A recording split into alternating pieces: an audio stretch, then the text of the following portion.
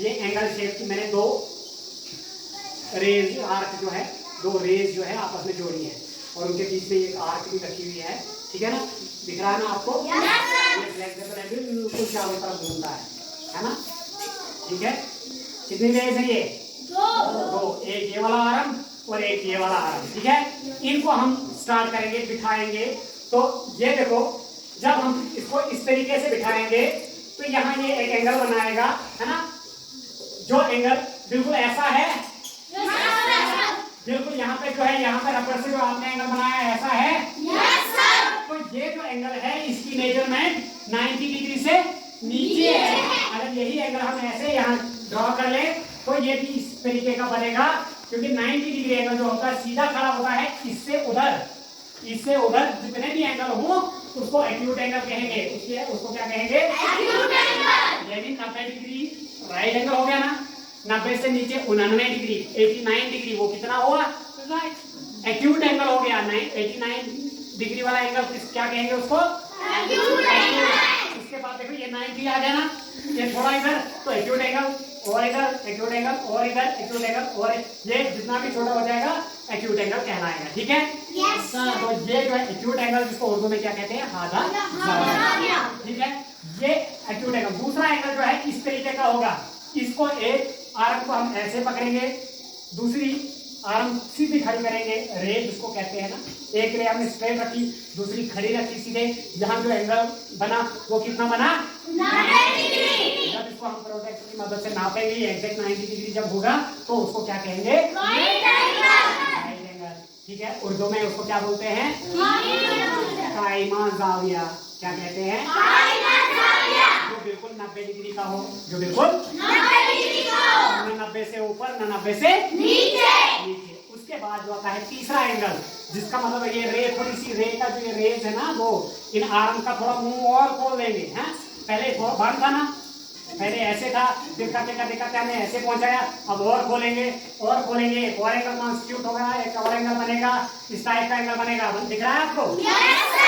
इस टाइप का एंगल यहाँ पे भी तो बना है ना। तो ये एंगल जो होगा ये यहाँ पे भी बना है, यहाँ पे भी बना है। इस एंगल को हम क्या कहेंगे? क्या कहेंगे इसको? इसकी मेजरमेंट कितनी है? 90 से ज्यादा और 180 से 90 डिग्री से ज्यादा और 180 से जो भी एंगल बनेगा, मान के चलो ये 90 है, फिर 95 हो गया, वो क्या होगा? Obtuse angle. अगर 100 होगा तो भी क्या है? 110 या 20 या 35 या 31, 131, 151, 169, ये सब एंगल जो क्या होंगे? ठीक है। उसके बाद एक ऐसी चीज है, इनको दोनों आर्म्स को, दोनों रेज को बिल्कुल सीधा कर देंगे, और यहाँ पे ये एंगल इजी कंस्टिट्यूट हो रहा है ना, इजी बन रहा है ना एंगल। तो ये जो एंगल बनेगा इसको कौन सा एंगल बोलेंगे? स्ट्रेट एंगल, जिसको मुस्तकीम ज़ाविया भी कहा जाता है उर्दू में। और इसकी मेजरमेंट भी एग्जैक्ट होती है, क्योंकि जो 90 डिग्री, 180 डिग्री, 360 डिग्री, तीन एंगल ऐसे हैं जो एग्जैक्ट मेजरमेंट के होंगे। हैं, तो इसकी भी मेजरमेंट एग्जैक्ट 180 डिग्री होती है। जिसकी भी मेजरमेंट 180 डिग्री होगी वो एंगल क्या कहलाएगा? ठीक है।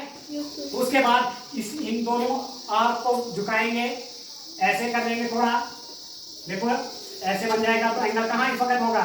अगर ये देखा जाए, इसमें एक चीज ध्यान देने की है, इसमें एक एंगल इस साइड से भी बनता है, मगर नहीं, हम कहाँ से बना रहे हैं? ऊपर वाली साइड से। तो ऊपर वाली साइड से ये एंगल बड़ा बन रहा है, तो ये इसका मतलब ये 180 से ऊपर निकल गया, 180 से ऊपर निकल गया। इसको कहेंगे रिफ्लेक्स एंगल। क्या बोलेंगे? जब इस तरीके से बनेगा, बाहर से एंगल बनेगा, यानी कि दोनों आर्म्स जो हैं पीछे की तरफ मोड़ दिए जाएंगे और एंगल जो है बाहर से बन जाएगा, तो उस एंगल को रिफ्लेक्स एंगल।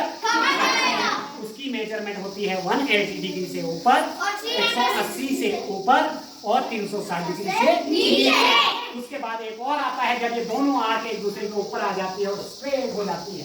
ठीक है ना, एक दूसरे के ऊपर दिखती नहीं है, लेकिन एंगल यहाँ पे वो बनता है, तो उस एंगल को कंप्लीट एंगल कहता है, जिसकी एग्जैक्ट मेजर कितनी है?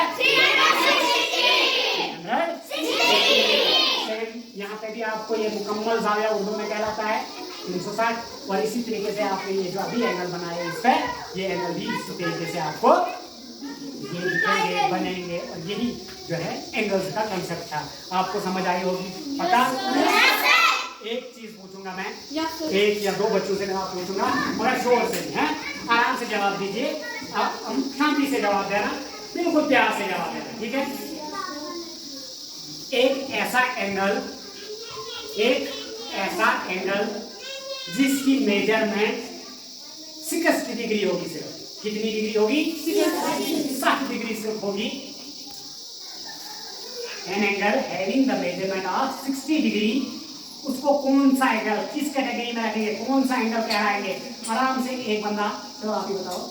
Acute angle. उसको हम एक्यूट एंगल बता लिया। इसके लिए नीचे है और 0 डिग्री से ऊपर है, उसको एक्यूट एंगल। बात है, दूसरा क्वेश्चन मैं आपसे पूछूंगा, तो दूसरा बताएगा मुझे, अगर कोई एंगल 96 डिग्री है, कोई एंगल 96 डिग्री है, एंगल की मेजरमेंट कितनी है? 96 डिग्री, यानी 96 डिग्री। उस एंगल को हम किस कैटेगरी में, कौन सा एंगल कहेंगे? ऑब्ट्यूज एंगल कहेंगे। शाबाश तालियां इसके लिए। एक और क्वेश्चन, मान के चलो एक एंगल है जिसकी measurement exact 180 degree, exact 180 degree, 180 नहीं 180। तो कोई दूसरा जवाब दे सकता है? सब लोग उसके खड़े होंगे मेरे ऊपर, टूट पड़े हैं, उसको स्ट्रेट एंगल कहते हैं, ठीक है? अच्छा, इस बच्चे ने भी अच्छी कोशिश की, लेकिन थोड़ा आगे गए, इसके लिए भी तालियां। एक और क्वेश्चन, अब मान के चलो 180 से ऊपर हमने कोई एंगल ले लिया जिसकी मेजरमेंट 220 हो गई, 230 हो गई, 235 हो गई, 250 हो गई, या 310 हो गई। इस टाइप के एंगल को कौन सा, किस कैटेगरी में हम? मुझे जब सुनाई नहीं दिया तो आपने बताया ठीक, गलत बताया। रिफ्लेक्स एंगल कहेंगे, रिफ्लेक्स एंगल कहेंगे। Very good. तो जो है दोनों रेज जो हैं वो एक दूसरे के ऊपर आ गए, दोनों आर्म एक दूसरे के ऊपर आ गए, फिर भी एक एंगल बनता है। उसको क्या बोलते हैं? ठीक है, okay, best of luck, thank you.